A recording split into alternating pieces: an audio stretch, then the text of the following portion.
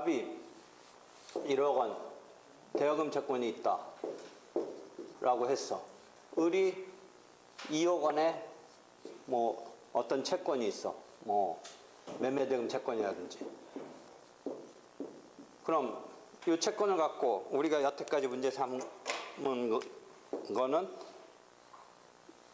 이걸 지금 여기서 상계항변을 하고 이 채권을 갖고 이걸 A 채권이라고 하자. 이 B라는 채권을 갖고 이걸 자동 채권으로 상계항변하고 그런 상태에서 을이 별도로 갑에게 이 B라는 채권을 일반적인 청구 소로서 냈을 때 이런 게 중복죄수지. 이게 뒤집혔을 때 이게 중복죄수지. 그런 건 했지. 변호사 시험에 이번 나왔다고 그랬잖아. 어디야? 상계하고 중복죄수. 소송물에 동일해서 옆번호 5-14.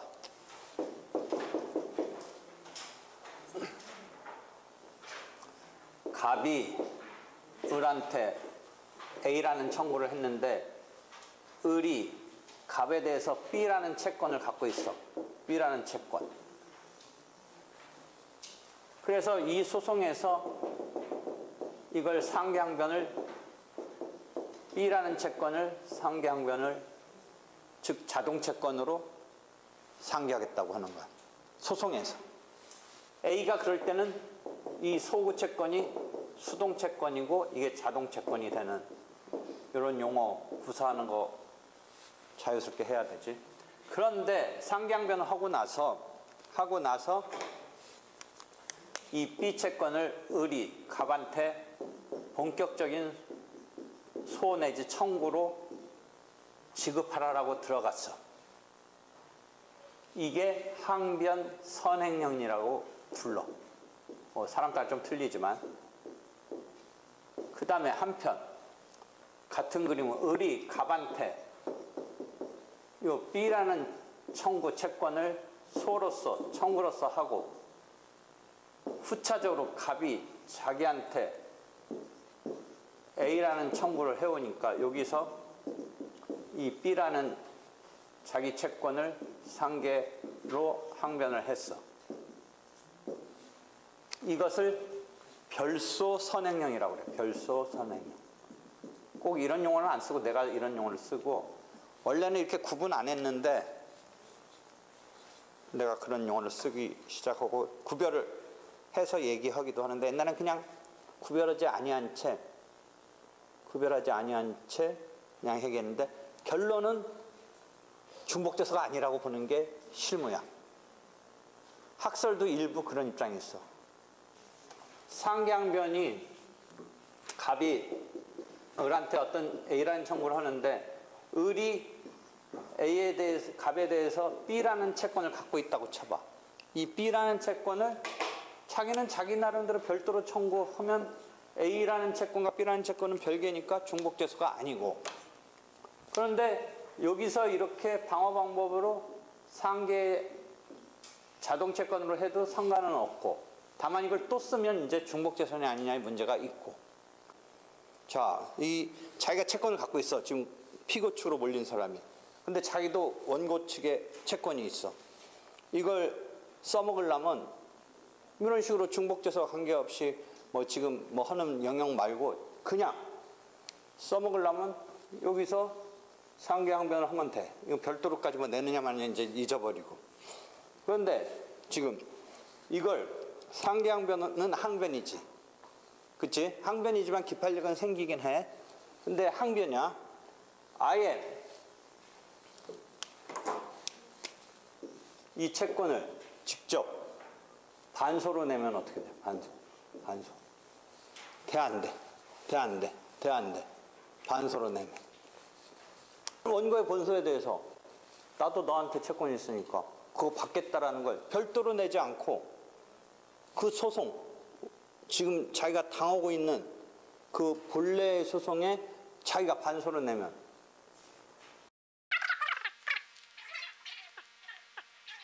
그렇게 설명해줬어. 누군가 질문했는데 제가 그거 헷갈려서 질문한 거 아니야?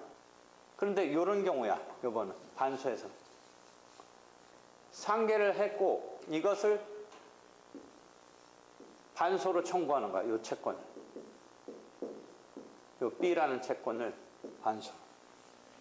상계 제공을 하고 상계 항변하고 반소로. 어떤 경우에 가능하냐면 이런 경우에 5천만 원 청구인데 이 자동 채권이 1억 원이야. 1억 원일 때 1억 원을 갖고 다 상계하지 않고 드론 청구가 5천만 원이니까 5천만 원만 상계에 쓰고 남는 5천만 원을 반소로 내는 경우. 이 경우는 어떤 경우야? 방어 방법과 관련 관계가 있다. 방어 방법으로 원고에 대한 방어 방법으로 5천만 원 상계를 하면서 나머지 5천만 원을 반소로 청구하면 자기는 1억 채권이라면 해결되지. 물론 상계 5천만 원만 하고 5천만 원 놔둬도 되는데 아예 나머지 5천만 원은 반소로 내겠다. 이런 방식으로 피고 입장에서 소송 절차를 이용하면 되는 거야. 그게 원고의 본소에 대해서 상계라는 방어 방법과 관련 관계에 있는 청구가 들어가는 거야. 그러니까 내가 막 설명을 했는데 어떻게 설명했어? 지금 2억으로 설정한 이유는 뭐야? 보통은 그냥 똑같은 금액으로 한다라는 전제에서 막 설명을 하는데 2억을 설정해 놓은 게 뭐야? 1억은 상계 항변을 하고 나머지 1억은 반소로 할 때는 그 요건이 돼. 근데 곧바로 뭐 1억이든 2억이든 반소 들어가면 원고의 본소 청구 내지 방어 방법과의 관련 관계가 없어. 이해돼? 원고의 청구는 지금 동일 당사자 사이지만 원고가 을한테 피고한테 청구한 건 대여금 청구고 피고 을이 반소하려는 것은 매매대금 채권이야. 관련 관계가 없어. 그런데 저번 때 설명한 거 내지는 오늘 대답한 거 뭐야? 1억 원을 상계항변을 했어. 그 다음에 나머지 1억을 처리하기 위해서 아무런 액션 안 취해도 되지만 반소를 내겠다고 했을 때 본소의 방어 방법과 즉 상계항변이 하나 1억 원이 들어갔어. 그 방어 방법과의 관련 관계에 있는 그 동일한 채권이지 매매대금 채권 중에 1억 원 상계 쓰고 방어 방법으로 쓰고 반소로 청구가 들어간다. 이해되겠어? 그죠? 엊그제 얼렁뚱땅 지나갔던 사람 그 얘기를 지금 정확히 알고 지나갔어. 엊그제 나갈 때 그 얘기하고 있었지 않았어? 설명해줬어? 그 질문 누가 했지? 너한테 한 너는 이해 못해서 한 거야? 뭐야? 막 순간적으로 어떻게 된 거야? 잠깐 취업 못했었는데 지금 그때 그래도 네가 질문을 했다는 건 너도 뭔가 그거 안 되는 거 아니야 라든지 뭐 그런 생각을 했었으니까 디스커션 한 거 아니야? 뭐 때문에 안 된다고 생각한 거야 순간적으로. 그러니까 그때 당시 그때 그 상계 항변으로 한 1억에 대해서 반소를 청구한다는 건지 아니면 1억에 대한 자해 이익업을 한다는 건지 그러니까 그럼 적어도 반소로 곧바로 상계에 끼지 않고 자기 채권을 직접 반소로 낸다라는 것은 언뜻 보면 성립할 수도 있는 느낌이 드는 게 피고도 받을 거 있다고 주장하는 것은 주장할 수 있지 않느냐. 내 반소의 요건상 안 되는 거야. 그죠? 상계항변을 그래서 내세우고 그 얘기를 딱 하면서 이제 오늘 한번 다시 설명하려고 했지. 임팩트가 딱 그때 확 넘어가는 것보다 이렇게 해서 이해됐어? 다 이해됐어? 이런 거는 정확히 이렇게 하지 않고 확 넘어가면 하고서 나중에 되는지 안 되는지 헷갈려. 언뜻 보면 뭐 반소 되지 않나 하는데 정확히 보면 원고의 본소 청구 내지는 방어방법과의 관련 관계가 있어야 되는 거야. 그러니까 자동채권으로 써먹는 상계라면 되는데 그걸 반소로 청구한다면 곧바로는 안 된다라는 거죠. 되겠어? 그다음에 종래 판례는 요거에 대한 판례가 있었었는데 책에 보면 거기에 별소 선행령 판례가 75년도에 있었고 그 다음에 거기 각주에 보면 2001년 거는 약간 뭔가 전제를 해. 한 절차, 두 절차로 벌리는 것을 조금 지양하고 지향이 아니라 지양하고 뭔가 해야 되지만 그렇다고 해서 중복재소로 봐서 이것이 주장을 펼치는 게 양쪽으로 펼치는 게 안 되는 건 아니다라는 게 2001년도 판례야. 이해됐죠? 까지? 그 다음에 항변 선행령이 이번 나온 게 2022년 2월 17일 선고, 2021 다 275741. 상계 하면서 생각해봐. 내가 채권을 갖고 있어, 상대방한테. 갑이 을한테 청구가 들어왔는데, A 채권에 청구가 들어왔는데 내가 B라는 채권을 갖고 있어. 을의 입장에서 이 B라는 채권을 어떻게 하면 된다? 여기서 상계항변을 하는 거는 상관없지. 심지어 상계항변을 하고 별도로 청구하는 것까지도 괜찮다는 거 아니야 지금. 그죠? 중복제소에서. 하여튼 자기가 채권을 갖고 있으면 방어로 상계로 하면 돼. 또는 상계 안 하고 그냥 자기는 자기는 대로 을한테 갑이 낼 수도 있어. 근데 아까 말한 대로 상계 항변을 하고도 낼 수도 있는 거고. 그치? 그럼 이제 또 우리가 반소로 이제 오자. 갑이 을한테 청구가 들어왔어. 그런데 나도 너한테 채권이 있으니까 하고서 곧바로 반소를 내면 어떤 요건을 한번 생각해 봐야 돼? 곧바로 그 채권을 항변으로 낸 게 아니라 소로써 냈어. 반소로. 그러니까 자기가 채권이 있을 때 반소로 한다는 생각은 해볼 수는 있는데 뭐 하나 따져봐야 돼. 못 따져봐야 돼. 계속 두 번 설명했던 건데 못 따져봐야 돼. 그렇지. 이게 관련성이 없으면 반소에 뭐야? 원고의 청구 및 방어 방법과 청구에 대한 관련 관계라든지 방어 방법과 관련 관계가 있느냐라고 봤을 때 A라는 거랑 B라는 채권이 전혀 뭐 다른 건에서 별도의 상관없는 채권이라면 반소로 들어감에 있어서 관련 관계가 없잖아. 그치? 됐지? 그래서 어떤 식으로 관련 관계가 나올 수 있는 경우를 상정해 봤냐면 A라는 채권 금액보다 B라는 채권 금액이 크다면, 만약 크다면 어떻게 하면 나와? 일부는 상계항변을 하고 하고 나머지 부분을 마저 별도로 청구하고 여기는 딱 맞춰서 상계항변만 쓴다면 그것도 가능하지만 아예 내친 김에 나머지 부분을 반소로 낸다. 원고의 청구에 맞춘 금액 맞춰서는 상계로 항변을 해서 쌤 처리해서 상계 처리하고 그래도 남는 부분이 있으면 그건 뭐 천천히 해도 되지만 여기서 곧바로 반소를 냈을 때는 뭐에 연결돼서 괜찮은 거야. 성윤이 다시 계속 말해봐. 요때는 관계가 나오지. 아까랑 틀린 거 알겠지?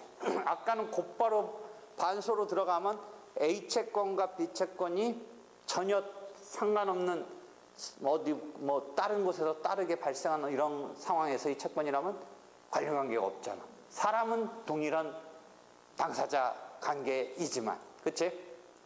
근데 지금은 일부 상계항변을 하고 일부 반소로 하니까 상계항변이 중간에 매게 되면서 관련 관계가 생겼지.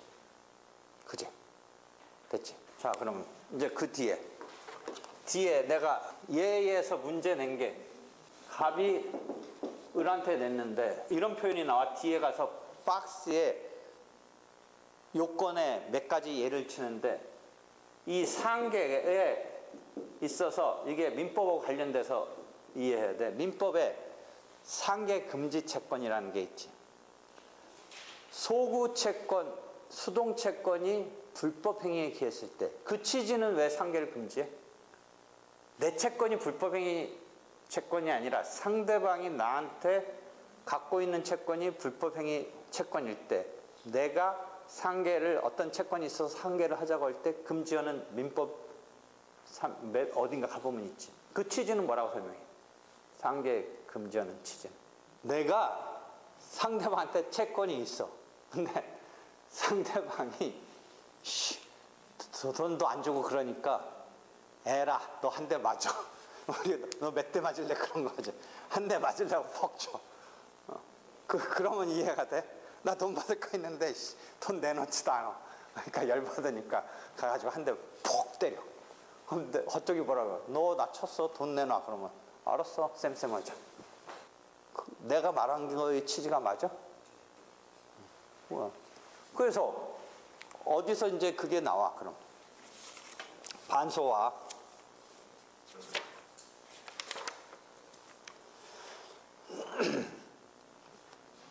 13-37 방어 방법과 관련 관계에서 아까 상계의 경우에 방어 방법과 관련 관계 틀을 만들 수는 있다고 그랬지. 그래서 질문을 예에서 가로 4번 12-37의 예에 가로 4번 본수에 대해서 매매대금 채권으로 상계를 주장하는 것과 함께 그 나머지 금액 뭐 이런 말이 깔려 있다고 보고 반소를 제기하는 경우를 보면 좀 아까 설명한 그런 사안을 보면 그런데 지금 내가 준 사안은 원고의 A 채권이 고의에 의한 명예훼손으로 인한 손해배상 청구권이어서 그 수동채권이 상계금지 채권에 해당하면 그 상계 항변 자체가 금지되잖아. 상계하는 게 금지되잖아. 그럼 우리가 반소 제기는 상계 항변을 끼고 반소 제기를 하는 것으로 지금 틀을 만들어 놨는데 그 상계 항변이 상계할 수 없는 민법적으로 민법 몇 조야? 496조네. 민법 496조에 걸려서 이를 전제로 한 반소는 안 된다. 그 설명 이해했어? 지금 나랑 같이 하기 전에 이해했어? 이해했었어? 그러니까 여러분 붙을 수밖에 없다니까 시험. 나랑 재밌는 민사법을 해나가지. 우리는 시험 붙는 건 기정사실이고 민사법을 재밌게 익혀나가고